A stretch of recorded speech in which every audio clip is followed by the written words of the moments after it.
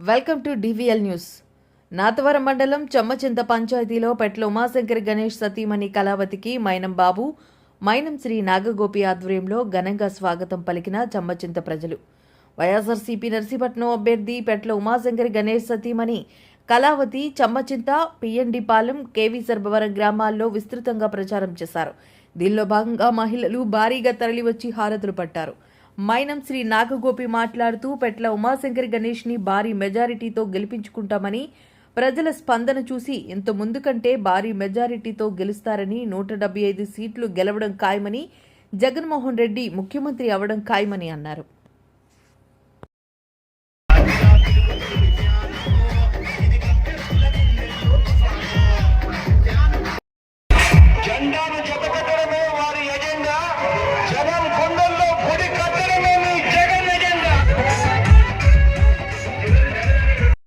ఈరోజు నాతవరం మండలం చెమ్మచింత గ్రామానికి పెట్ల ఉమాశంకర్ గణేష్ గారి సతీమణి కళావతి గారు రావడం జరిగింది. మా గ్రామానికి ఆమె వచ్చిన తర్వాత ప్రజలందరూ కూడా ఏకతాటి మీద హారతలు పడుతూ, బిందులతో నీళ్లతో కాళ్ళు కడుగుతూ, కాళ్ళు కడిగిన నీళ్లను నెత్తి మీద వేసుకుని అపూర్వ స్పందనతో ఈరోజు చాలా బ్రహ్మాండంగా కార్యక్రమం జరిగింది.